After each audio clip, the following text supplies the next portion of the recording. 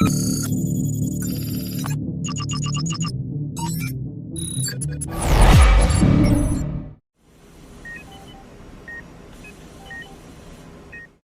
pessoal, a gente está em mais um podcast do Anestesia de Valor, um conteúdo da Anestec Innovation Wise para os colegas da anestesiologia e outros profissionais de saúde consumirem e ficarem mais proficientes, mais entendidos da adoção digital em anestesiologia, do mercado no geral, de quais são as novas oportunidades nesse mercado de saúde que está em franca transformação.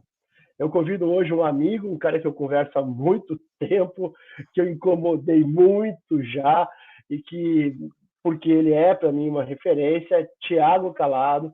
Thiago, quero que você fale de você, do teu histórico, do teu currículo, conta quem você é, qual é o teu background, né? Mais que o teu currículo, conta qual é o teu background para quem está nos escutando. Grande Doc, primeiramente queria agradecer aí o convite, né? Muito feliz de estar aqui, a gente conversando. Já tem alguns aninhos aí, né, que a gente se conhece, troca ideia, acompanhei aí o crescimento da Nestec aí nos últimos 6 aninhos, né? Então, falando um pouco sobre mim, pessoal, né, eu já tenho, o meu background é basicamente assim, nos últimos 16 anos, é puramente na área de informática e saúde, né, saúde digital, bem focado no desenvolvimento de software, né, especialmente softwares para a área clínico assistencial, né, prontuário e outros softwares aí, inclusive gestão, mais ligados à questão clínica assistencial. Maravilha, maravilha. E eu, quando conheci o Thiago, mostrei o trabalho para ele, e ele entendeu e o fato da gente se aproximar e que ele também estava envolvido, né? E aí eu já vou direto para uma coisa, Thiago, que a gente precisa conversar. Você trabalha, né? Você se envolveu, você estuda, você tem material, conteúdo de adoção digital de prontuário eletrônico para anestesia de muito tempo atrás, né? Você trabalha, você flerta com anestesia em prontuário já há muito tempo. Qual é a tua percepção em relação a isso, Thiago? Assim, bem white label mesmo. O que você entendeu que fossem desafios? O que você entendeu que fossem oportunidades? O que mudou nesses últimos anos? Entendeu? Para que a gente contextualize e saiba um pouquinho do teu envolvimento com o prontuário digital na área da anestesiologia. Ah, claro, até um pouco mais detalhes aí para que o pessoal entenda o que eu faço hoje, né? Hoje eu sou gerente de desenvolvimento na Pixion e sou responsável pela área de atenção clínica, né? E são os softwares aí relacionados à gestão hospitalar e de clínicas. E também gerencio uma área específica aí de transformação tecnológica, mais no sentido da evolução tecnológica de produtos, né? Então, a Pixion está sempre preocupada aí na evolução de produtos, né, prestação de serviços de melhor qualidade, e é nesse ritmo que eu sigo, né, a evolução da minha carreira, né, buscando contribuir aí no desenvolvimento de software de forma que tenha um impacto positivo na ponta, né, nos profissionais e nos pacientes, claro. E eu vejo que nos últimos anos, né, tem tido uma evolução muito boa em termos de produtos, né, funcionalidades, a elevação do padrão dos softwares aí, de maneira geral, né, softwares para a área da saúde, né, em padrões mais ligados a boas práticas internacionais, né, tanto de segurança do paciente, tanto segurança da informação, performance assistencial, então novos modelos de remuneração, então eu vejo que tem evoluído, claro que a gente percebe que a evolução, né, de software especificamente para a área da saúde, tecnologia em geral, ela é um pouco mais lenta, até pela característica da área, né, que é uma área mais conservadora, mas não só isso, né, isso tem mudado muito, mas também é uma área que é crítica, né, gente, a gente trabalha com vidas aí, e a tomada de decisão de grandes mudanças aí, ela não é tão fácil, né, mas eu vejo que, de uma forma geral, né, os softwares têm adotado aí novos padrões, que vêm sendo ditados aí pela comunidade internacional e algumas instituições aí de referência, como a RIMS, por exemplo, né, influencia muitos produtos hoje aqui no país, a própria legislação americana está tendo um peso aqui, a gente já escuta muito falar em HIPAA, né, que é a legislação lá relacionada à proteção de dados, né, e de troca de informação na área de saúde, especificamente de relações de entidades e fontes pagadoras, né, e também dentro do país a gente tem algumas referências, né, como algumas empresas já que prestam consultoria, já com know-how aí bem diferenciado, a própria SBIS, né, em termos de padrões aí, temos o HL7 Brasil em franca expansão, né, tanto o SBIS quanto o HL7 Brasil já fez parte dessas duas excelentes instituições aí que trazem aí uma robustez maior, né, para a qualidade dos softwares, né. Falando um pouquinho mais da anestesia, né, quando eu conheci o DOC, eu tinha acabado, assim, tinha pouco tempo, né, que eu tinha me envolvido com a área de anestesia, né, eu estava envolvido na criação de um software especialista ali para anestesia, e eu acabei visitando aí alguns hospitais, né, hospitais de São Paulo e também alguns hospitais lá do norte, em Belém do Pará, e São Paulo capital, interior de São Paulo, né, eu assisti 10 cirurgias, né, foi uma experiência bacana, onde eu vi na prática a atividade do anestesiologista, né. E daí eu trouxe algumas ideias, né, para a gente desenvolver, na época foi uma imersão bacana que a gente fez, e dentro das definições, né, que a gente teve na época, acabou-se não optando por seguir no projeto, né, diversos motivos aí, infelizmente não prosseguiu, mas eu vi que era algo, realmente, distinto, né, daquele cenário normal de prontuário, né, era uma área aí que requeria um foco, bem específico. E daí foi quando, em 2016, eu tive a oportunidade de conhecer o DOC, né, numa relação de parceria ali enquanto eu trabalhava na MV ainda na época, né, onde eu passei 15 anos. E o que ele trouxe para mim era tudo o que eu tinha pensado e muito mais, né. Então eu vi a várias características das coisas que eu observei que seriam bacana, né. A gente sabe que a teoria, né, da de toda o exercício profissional do anestesiologista não é suficiente para o dia a dia, né, são muitos desafios ali. Descobri que era difícil vencer a prancheta, né, então teria que ter muito esforço aí de usabilidade envolvido, então isso tudo eu acabei vendo no AXREG e muito mais coisas, claro, né, e é onde a gente vê a diferença de ter um profissional da área diretamente envolvido na criação de um produto, né, aliado com profissionais de tecnologia. Isso fez toda a diferença. Sensacional, Thiago. Eu já fiz umas anotações, estava fazendo umas anotações aqui para conversar com você. Eu tenho certeza que esse papo aqui, se deixar, eu ia virar a noite falando com você. E se eu falar Bom, vamos falar. demais, né, se eu falar demais, você Não, pode me não, interromper aí, sem problema. eu que falo demais, eu que falo demais. Thiago, uma coisa que a gente vê aqui, começando pegando esse teu gancho final aí, né? A questão de um insider, né? Eu acho que uma das coisas da Nestec que acabou impactando um pouco foi o seu insider, né? Eu fazer essa tradução entre dois mundos. E numa época muito que não tinha ainda essa coisa de startups e médicos muito envolvidos, né? Hoje já é mais comum. E depois eu vivi, ali por 2015, uma onda de que não deveria ter médicos em startups, porque seria a chance de dar um novo olhar. Tá? E agora mudou de novo, né? Toda startup de saúde é bom que tenha um insider dentro. Qual é a tua opinião sobre isso, Thiago? Você faz um squad para um produto de saúde. Você gosta de ter um profissional, não precisa se limitar a médico, não, mas um profissional de saúde não técnico, não da tecnologia, envolvido, ou você acha que isso polui porque a gente não tem, por exemplo, o básico de conceitos de Kanban, por exemplo, ou outras ferramentas que o pessoal de tecnologia usa? Como é que você acha isso? Se você tivesse que montar um squad para um produto novo, em qualquer área, não pode fugir da anestesia para não poluir. Você acha que profissionais de saúde colaboram ou acabam tornando o projeto mais truncado?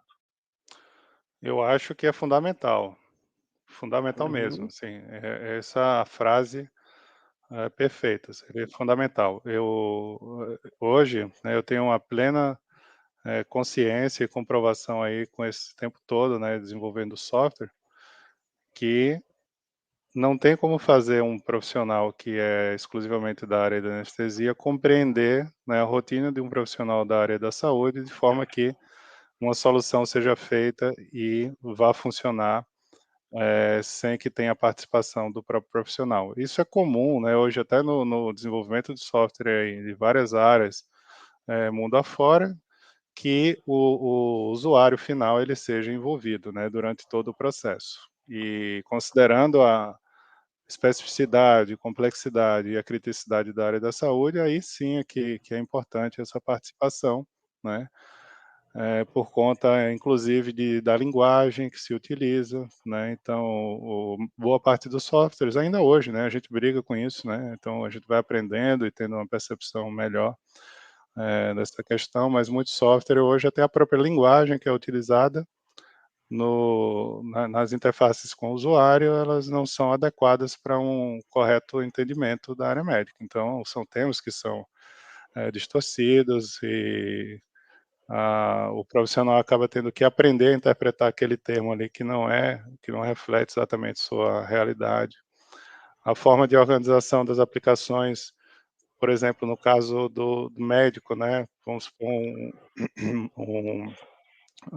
um clínico que está atuando na área de internação, né? Mas pode ser qualquer outra realidade aí, mas tem toda uma lógica, um raciocínio, né, da coleta de informação, da interpretação dessas informações, da tomada de decisão até chegar num tratamento. E essa forma de trabalho, normalmente ela não bate com a forma que o software se organiza. Nem na coleta da informação, nem no registro da informação, nem na apresentação da informação. E isso gera um overhead. Tem uma série de pesquisas aí que já demonstram que pode chegar até a metade do tempo de um profissional da saúde em documentação clínica, e quando a gente fala em prontuário eletrônico, por exemplo, é o uso de prontuário, né? Então, isso é uma grande barreira ainda a se superar. Então, com o profissional do lado, isso acaba ficando muito mais fácil, né? Perfeito. Eu acredito muito nisso, a gente traz a usabilidade, né? A gente começa a focar mais na usabilidade. Mas também vivo, e eu tenho que fazer o meia-culpa como médico, tá? Não como Jorge da Nestec, mas como médico, de que a gente faz como usuário uma série de solicitações e dá uma complicada, assim, nos falta como médicos um pouco de assertividade, sabe? Eu hoje tenho colegas que se tornaram usuários, né? Tenho mais experiência, né, Thiago? Me tornei muito menos crítico, comecei a compreender muito mais, porque a inovação ela nasce do atrito, né? Então, quando eu comecei com a Nestec, eu tinha um atrito de não ter me adaptado a prontuários e não querer fazer papel, porque eu queria estruturar a informação. Naquela época eu era mais crítico. Depois, com o tempo na Nestec, aí, com hoje quase 6 mil anestesistas usando a plataforma, também posso dizer que às vezes as solicitações, as sugestões, os suportes requeridos são completamente não faz sentido, né? Porque principalmente quando a gente começa a achar que na transformação digital a gente vai perpetuar alguns vícios de rotina, processos e tal que a gente tem quando está usando papel, entendeu? Então, eu aqui não faço, isso aconteceu com a Nestec, né? Eu quero um login para enfermeira, porque no meu hospital eu treinei a enfermeira para fazer a ficha de anestesia. Aconteceu, né? Não tem. Você tem que negar. Isso vai contra a regulamentação, é ilegal, não faz o menor sentido. A gente tem que negar que é uma solicitação completamente descabida, né?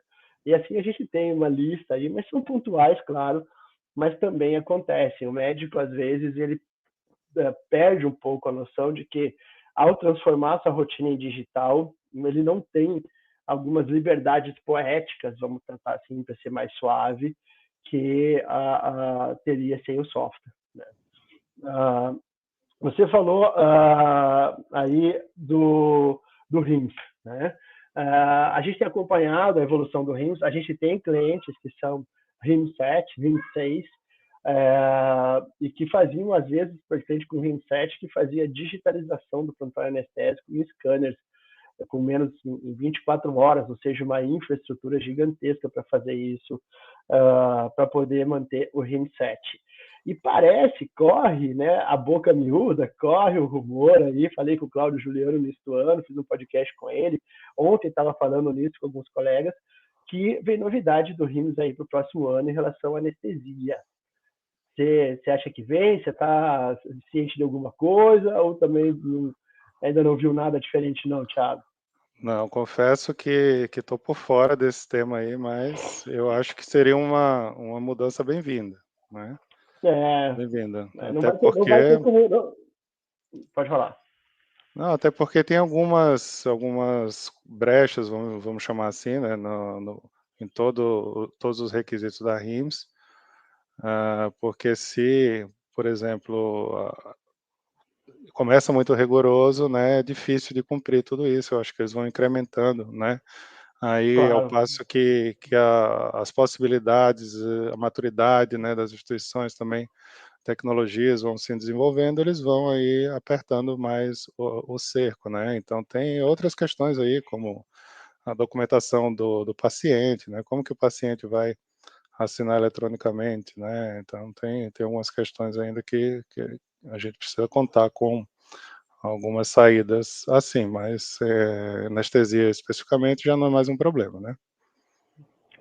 Não, eu particularmente, eu entendo, né, que o RIMS não pode começar, como você falou, muito rígido, muito abrangente, porque ele se torna excludente, né? A ideia não é se tornar excludente, na verdade a ideia é ser inclusivo e promover a adoção digital. E a anestesia realmente a gente sabe que era mais complexo lá, né, mais difícil. Mas, por outro lado, né, no outro lado da balança, no meu ponto de vista, o centro cirúrgico é um centro produtivo importante, né? 60% dos pacientes internados no hospital são cirúrgicos, responsável por 70% da renovação de leitos do hospital centro cirúrgico. E aí você ficar muito fora, ser posto ainda apartado do rins, vai chegar uma hora que não vai dar mais.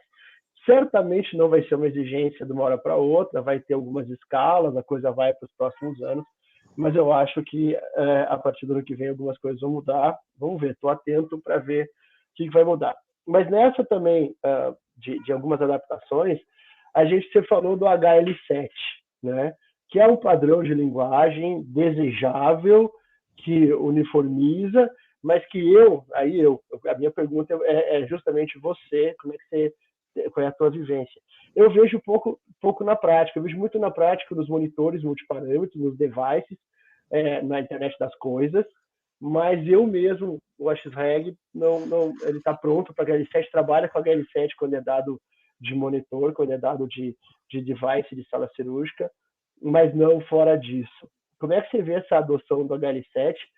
Quais são as principais barreiras que você está vendo? Ou você está vendo que está acelerando, está mais amplo a adoção do FHIR, né? Do HL7 FHIR aí hoje no país? Olha, Doc, eu acho que é uma longa jornada aí, né? Não só a adoção de padrões do HL7, né? Só para deixar claro aqui também, o HL7 é uma instituição desenvolvedora de padrões, né? E tem um padrão específico de troca de informação em saúde, que nomeia esse HL7 e a versão mais atualizada chama-se FHIR, né? Então tem outras versões aí. Os devices ainda usam versões antigas, né? Mas de uma forma geral, né? Qualquer padrão que seja adotado na área de saúde, ele tem que ser adotado voluntariamente, né? Ou voluntariamente pelo mercado, ou por imposição governamental, né? Então, voluntariamente, a primeira barreira é essa, custo de desenvolvimento, custo de manutenção, né? A maioria das aplicações, elas já estão desenvolvidas, né? E se adaptar a um padrão tem um custo, né? Apesar de que esse custo, claro, uma hora ele consegue se pagar, mas depende que outros players adotem, né? Se eu, por exemplo, for o primeiro player que vou adotar um determinado padrão de comunicação aí para dados clínicos, né? Por exemplo, alguém tem que adotar para que isso faça sentido para mim, né? Então, assim, a curto prazo, a médio prazo, é um investimento que não tem retorno, né, a pura e simples adoção de um padrão, né? Quando isso está dentro de um ecossistema que tem um propósito, né, ver o objetivo, o valor agregado, o valor gerado ali para a ponta, né, para a prestação do serviço de saúde, e decide adotar, desculpa, um padrão, aí isso já é outra coisa, né? Mas eu acredito que, se for de forma espontânea no mercado, alguém tem que começar a levantar a bandeira e ir puxando os demais players, né, um pequeno grupo, né? Mas a gente tem iniciativas governamentais já, né, que utilizam FHIR, a própria Rede Nacional de Dados em Saúde já tem, inclusive a obrigatoriedade do envio de exames de COVID, né, com algumas operações já disponíveis. A parte de vacinação também já está disponível, e tem outros perfis aí que vão ser disponibilizados em breve. Então, a tendência é que qualquer envio de informação oficial, né, para o Ministério da Saúde, ele seja feito aí através da RNDS no futuro. Então, vai acabar desses sisteminhas que têm espalhados. E com o tempo pode ser que a adoção seja em massa, mas eu acho assim, ó, se a gente vai criar uma integração nova que não existe, por que não já criar ela num padrão? Né? Isso já começa a alimentar o mercado. Então, passinhos pequenos ali de cada vez, né?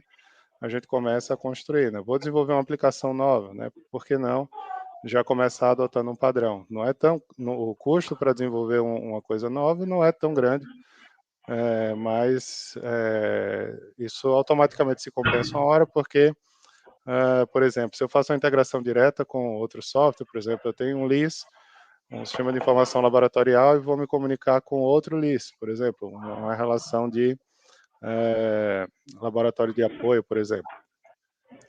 Então, se para cada fabricante eu tiver que desenvolver uma integração e todos tiverem que desenvolver integrações entre si, isso vira uma montanha ali de código e software para manter totalmente desnecessário, que podia ser reduzido aí a uma fração desse volume, caso todos adotassem um padrão.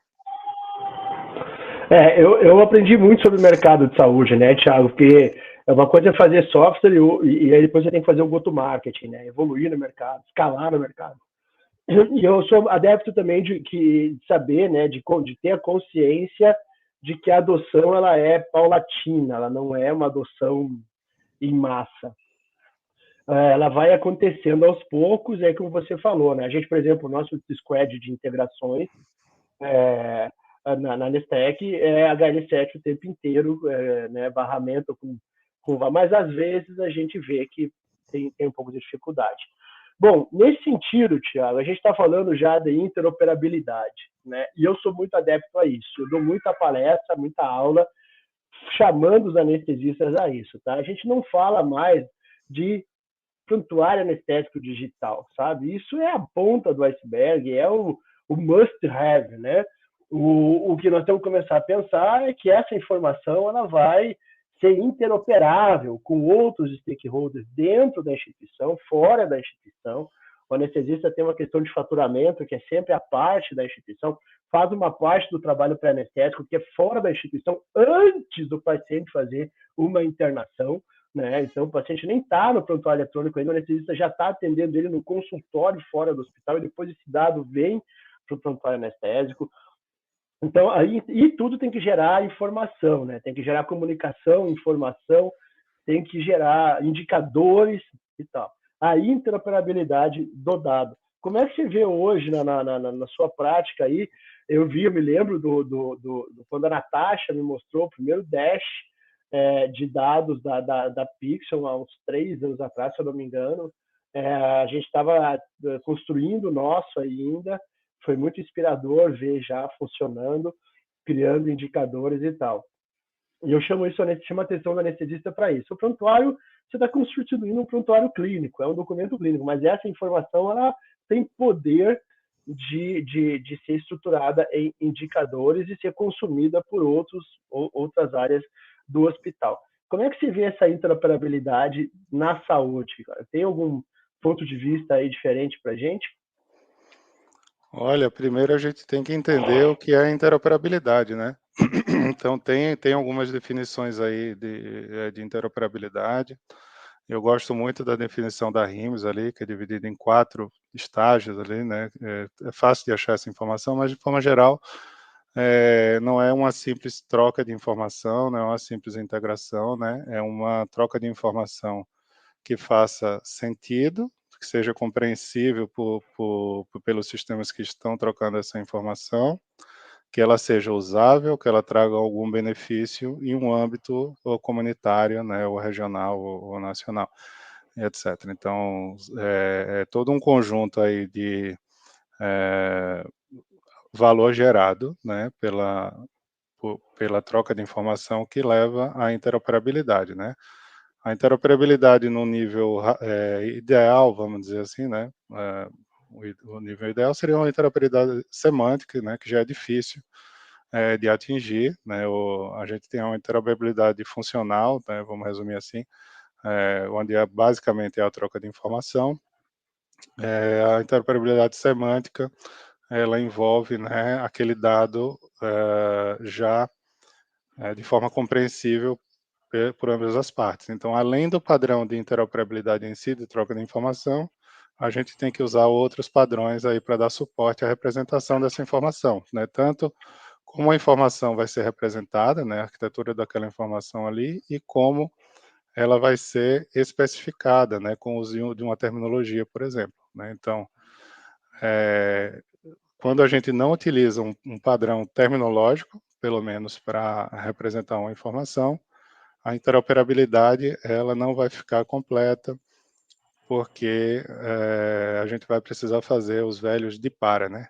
Então, tem, primeiro, um desafio a ser esperado é adotar o padrão da troca de informação, beleza? Aí a gente fala, a gente consegue falar, né, com outros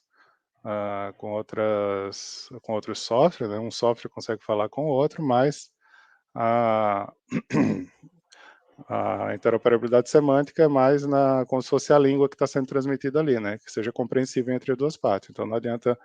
Eu estou falando com o doc aqui, né? Mas ele está falando em alemão e eu estou falando em chinês.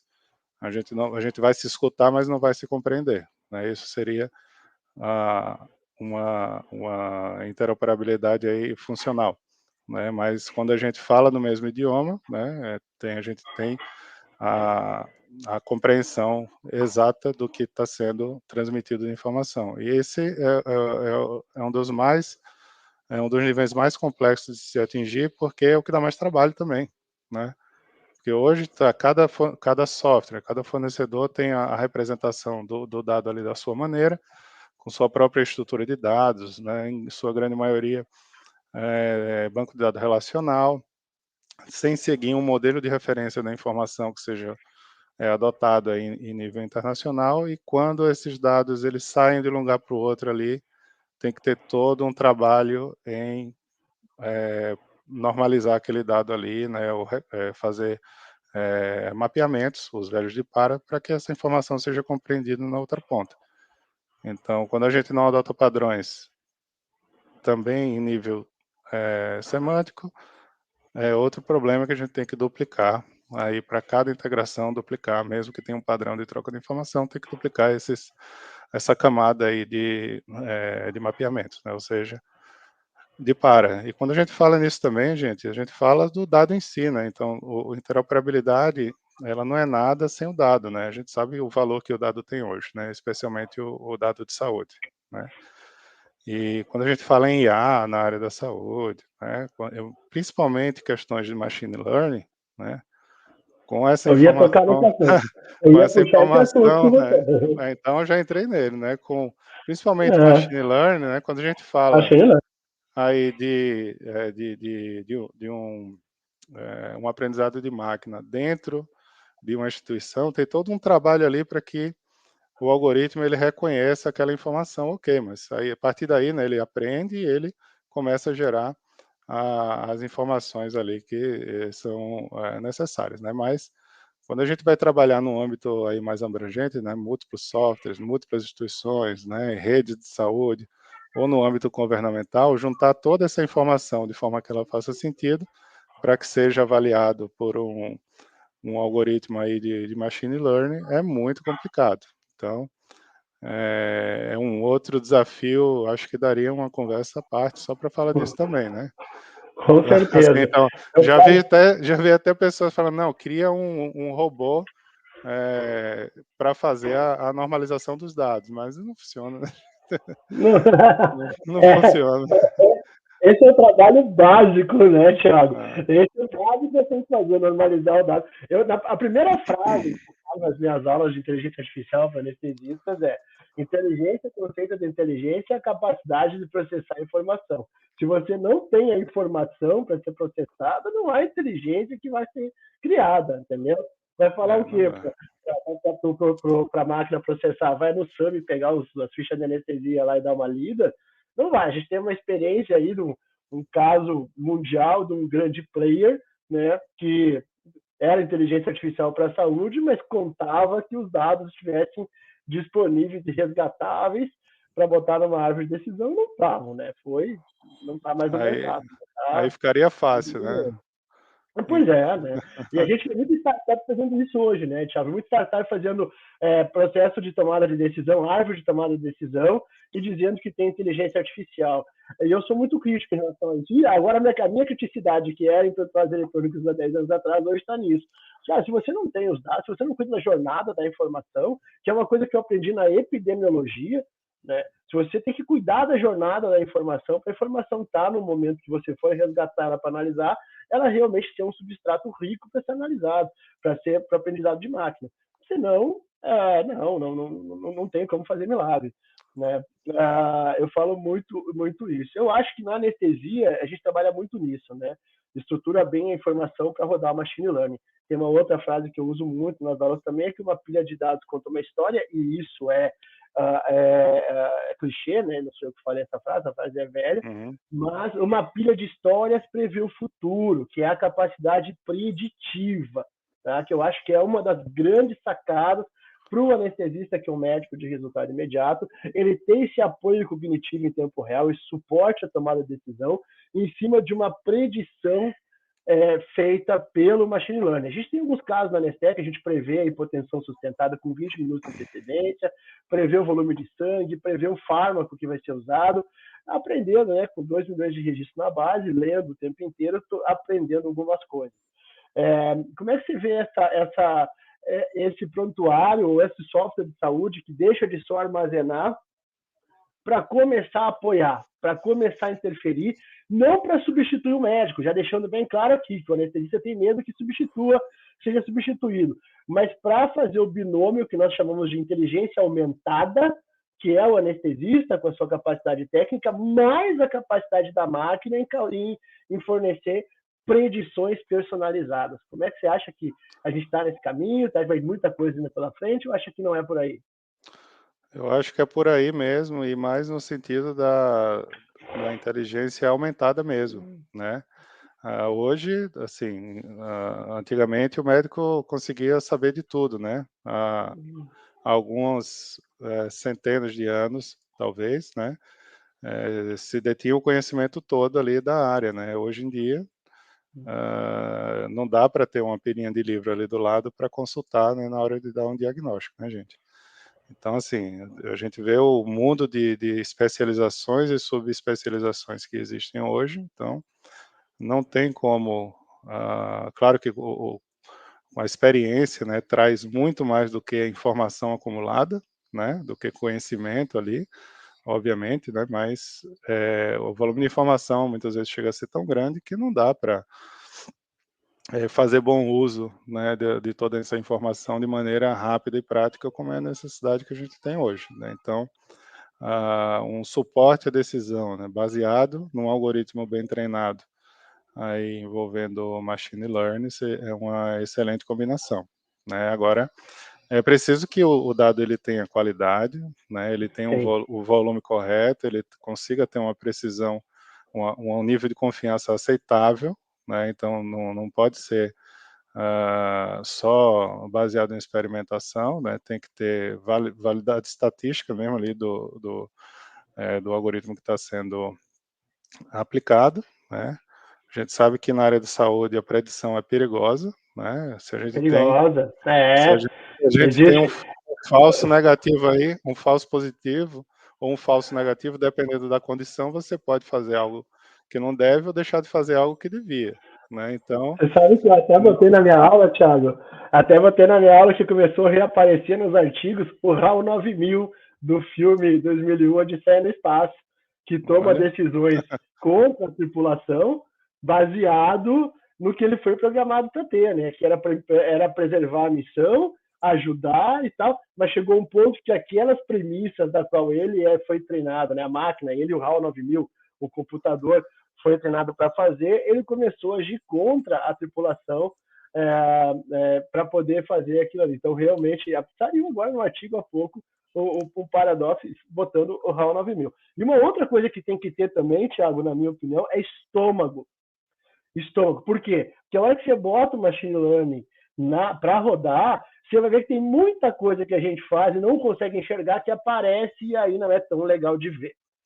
Vou te dar um exemplo que está no artigo que saiu há pouco, que rodou-se um machine learning para dados de recuperação pós-anestésica para ver o que estava influenciando na náusea e vômito pós-operatório.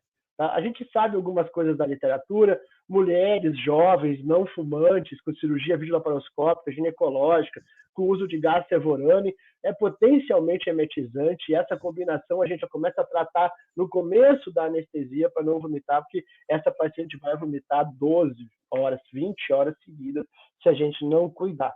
Mas rodou-se, então, o machine learning nessa população para ver se tinha mais algum fator fora esses já conhecidos. E o que a máquina mostrou que pacientes da raça negra estavam tendo menos cuidados preventivos do que da raça branca. Ninguém olha estava aí, pesquisando isso. o que Ninguém pode estava indicar, pesquisando né? isso. O Ninguém quanto tá. é verdade. Então tem que ter um pouco de estômago. Eu falo, tem um colega, né, da Academia Médica, o Fernando Carbonieri, que fala a alegoria de Platão, né? Você sai da caverna, você viveu a vida inteira numa caverna, acha que o mundo é aquela sonda na parede da caverna. Quando você sai para fora, o mundo é maravilhoso, ensolarado, mas a primeira coisa que acontece, o teu olho dói, arde. Depois você vê a beleza do mundo. Primeiro dói. É a coisa da gente sair da escuridão na área médica, vai tomar. A gente tem que aproveitar o tempo, eu já tenho que emendar outra pergunta, porque eu quero saber a tua opinião. Você falou aí do DataSUS, da questão da vacinação, e até onde eu sei, e eu posso estar enganado, tá? Porque eu estou vendendo peixe que me venderam, eu realmente não escrutinei, usou-se blockchain para esses dados da carteira de vacinação. Essa plataforma usa o blockchain. Independente de usar ou não, acho que usa sim, acho que foi uma experiência boa, tem muita gente trabalhando, né, hora homem, à vontade. Como é que se vê o blockchain, né, nos dados de saúde, Thiago? Olha, eu mal vejo, na verdade, assim. Eu mal vejo. Eu Pouquinho, mal pouquinho, vejo. pouquinho. Pode dar Eu um mal, pouquinho. eu Muita mal hype, vejo. né, Thiago? Posso Muita falar? hype, né? Posso Pode, falar? pode Né? falar. Não, eu mal Pode, vejo. pode, Eu pode. mal vejo primeiro porque, assim, olha, o propósito, né, do blockchain é bem claro até pelo nome, né? É, ali é uma amarração de dados, de blocos de dados, né? Então, onde é que a gente pode aplicar isso na área da saúde? E outro fator aí é que, como é como se fosse um livro-registro distribuído, né? Aquela informação ali está replicada em todas as pontas. Então, e a informação ela nunca pode ser alterada.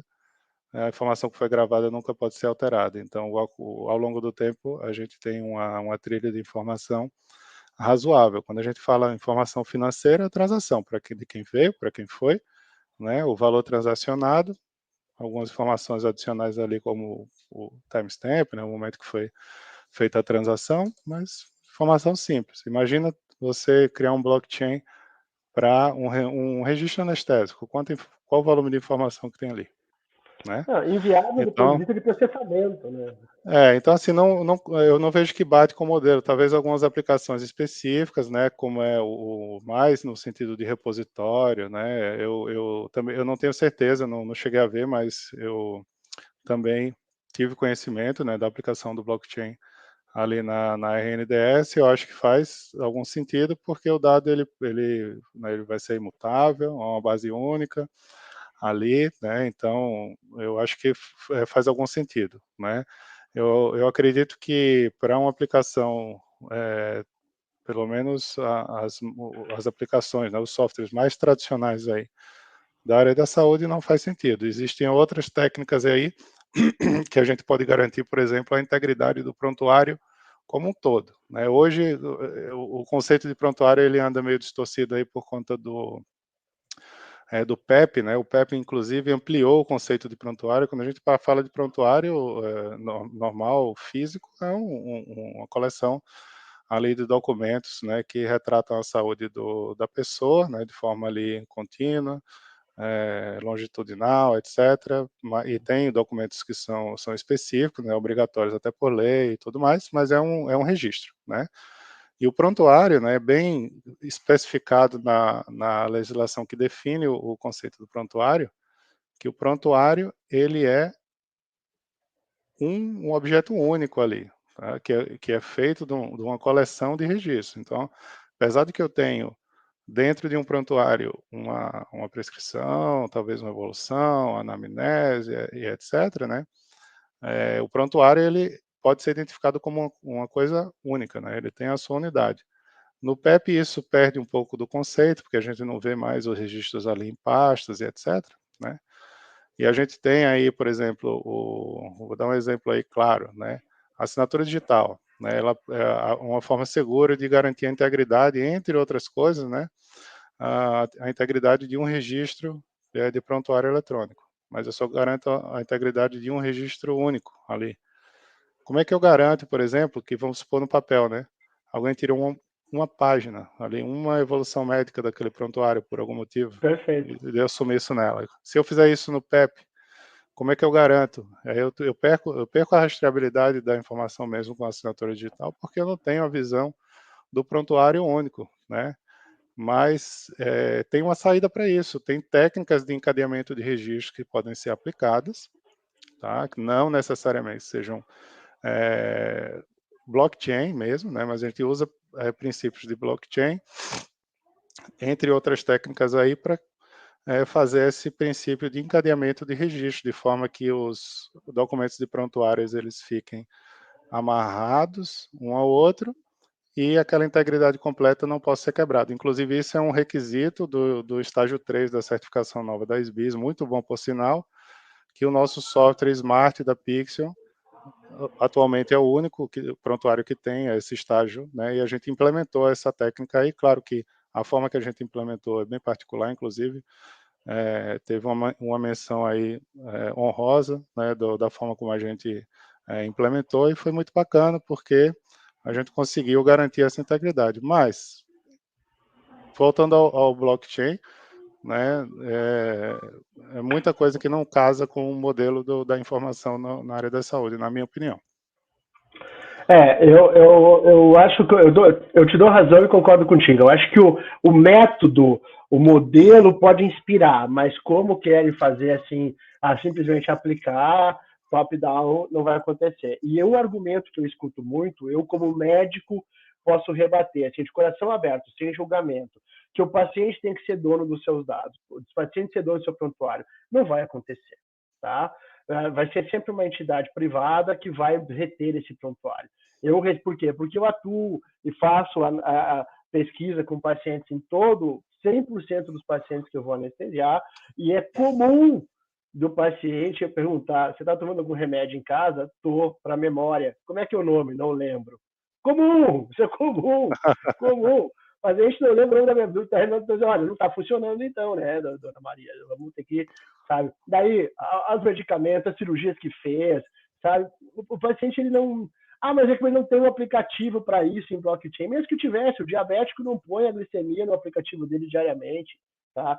Então, a gente tem que dar ferramentas, realmente, mas as entidades, as instituições vão continuar com o papel de serem um repositório. O dado tem que estar, a informação tem que estar resgatável, mas dificilmente tu vai isentar a responsabilidade de jogar só para o paciente, e esse é um dos principais argumentos que o pessoal do blockchain fala. Thiago, terminando aqui, a gente está terminando, vai extrapolar um pouquinho o tempo, a Manu vai começar a picar na cadeira, mas duas coisas, eu tenho dois pontos aqui para ver contigo, então papo rápido agora, pinga fogo. Open Health, falamos de interoperabilidade, falamos de blockchain, falamos de Open Health, cara. Qual é o Olha, teu ponto de vista? E uma frase, Open Health, a gente marca depois para granular isso mais tarde. Open Health. olha, eu acho que é um sonho, né? A gente já falou um pouco aí sobre dados e eu acho que o que a gente já falou explica, né, a dificuldade que seria implementar um modelo desse tipo. Você acha que grandes players, incluindo a Nestec, Pixel, né? Eu sei que a gente não vai falar de empresas aqui no Top S, mas vão estar abertos a se conectar e grandes redes hospitalares? Do Eu jeito acho que que o isso mer ainda do jeito que o mercado é hoje, não. Ainda não. de jeito Ainda não. Não concordo com vejo você. que tenha abertura para essa colaboração nem a nível de instituições de saúde, né. Eu acho que o interesse é grande num conceito como o Open Health, mas entra naquele dilema, alguém tem que adotar padrões primeiro, e aí especificamente padrões de representação aí da informação, né. O que eu vejo na prática, né, é que a minha experiência ela é limitada, ela é menor, ela é pequena, mas o que eu vejo na prática é que hospitais da mesma rede não querem comunicar seus dados, não querem compartilhar seus dados. Acontece. Ah, e por fim, LGPD. Eu gosto, tá? Eu adoro LGPD, eu acho que é um compliance, acho que é uma maneira de. Existe 10 hipóteses que permitem a implementação de dados sensíveis, todas elas muito válidas, algumas um pouco dúbias, algumas nebulosas que a LGPD vai precisar dar uma enquadrada, ou já enquadrou, mas eu acho que a LGPD era necessária, não é uma coisa que veio de uma hora para outra, né? Tem mais de 10 décadas de 80 que Lei Geral da Informática, Lei da Proteção de vírus e tal, até LGPD. Qual é o teu ponto de vista da LGPD? Olha, para a saúde eu acho que não muda quase nada. Perfeito. Já tem aí legislação suficiente de proteção de dados, inclusive Código de Ética Médica, né, resoluções do CONAP para pesquisa, Código de Defesa do Consumidor, Lei de Acesso, Marco Civil na Internet, né? Então tudo isso Ah, já tem, eu acho que 90% ou mais do que a LG fala quando se trata da área da saúde. Então, eu acho que tem pequenos detalhes ali que as próprias instituições têm que seguir, né? Os softwares eles têm que, na medida do possível, se adequarem às necessidades que as instituições têm para que possam cumprir a LGPD, mas levando ao pé da letra, né? Se a instituição de saúde está muito preocupada com o compliance aí com a LGPD, é porque ela já não fazia o que devia fazer há muito tempo. Essa é a minha opinião, tá? perfeito, perfeito. LGPD é cultura organizacional, não é lei, exatamente. Esse é o meu ponto de vista. E para quem está nos escutando, que não tem isso no seu dia a dia, eu falo o seguinte, né? A LGPD, ela principalmente traz duas coisas: o direito do indivíduo à privacidade e o termo de consentimento livre esclarecido, que é uma coisa que a saúde tem que ter cada vez mais. E na anestesia a gente já tem isso, só precisa estar bem feito, bem formatado, o TCLE. E uma dica agora, um hack para o colega anestesista. Cuide dos dados do seu paciente com o mesmo respeito que você tem pelo paciente. Afinal de contas, os dados do paciente, hoje em dia, nesse mundo moderno digital, é a extensão do próprio paciente. Se você cuidar dos dados do seu paciente com o mesmo respeito, com a mesma atenção, com a mesma privacidade, com a mesma compliance que você cuida do paciente, você está com uma grande chance de já estar dentro. Põe o termo de consentimento na jogada e corre para o abraço. Tiago. Perfeito. Releu o Código de Ética Médica, é isso. Já está lá. É. Tiago, muito obrigado pelo papo. Eu sabia que a gente ia estourar um pouquinho. Aquele que começa no primeiro segundo, eu já sabia que ia estourar um pouquinho. Gostei muito, muito legal esse papo com você, técnico, suave, com a tua experiência. Você, para mim, é uma referência não só prontuário médico, mas dados em saúde, usabilidade e tal, né? De tanto que a gente conversou, de tanto que a gente avaliou a coisa, tanto que você deu a sua opinião quando eu pedi, sempre muito gentil. Aliás, vou fazer o jus aqui, o Yomani, Natasha, a turma da Pixel sempre tratou a Nestec muito bem, com muita gentileza. Eu gosto muito disso, aprendi muito e aprendo muito com vocês. Estão no mesmo ecossistema nosso aqui em Santa Catarina e, obviamente, não poderia ser diferente, são uma referência, um exemplo. Muitíssimo obrigado pelo teu tempo e aparece na Nestec lá, tomar um café. para a gente bater mais esse papo. Com certeza, Tá vou bom? chamar o Iomani para a gente ir lá junto, tá? Gostei muito Por aí, Doc, favor, obrigado, ótimo bate-papo aí. duvido que não tenha tempo, né? Duvido que ele tenha tempo, mas Não, chama, diz que eu estou convidando, é, chama que eu estou e, convidando. e tá na hora de se aproximar mais aí. Eu acho que nos próximos Com meses isso certeza, acontece, com certeza, não tenho dúvidas com aí. certeza, com certeza. Vai ser uma honra. Para mim, uma realização, um marco na minha vida de empreendedor. E eu tenho certeza que vai sair. E eu sei, né, que eu também tenho a hora homem limitada, a gente precisa ajustar várias coisas, mas o caminho já está trilhado. Um grande abraço, Thiago. Grande Muito abraço, obrigado. obrigado. Até a próxima. Tchau, tchau. Tchau, tchau.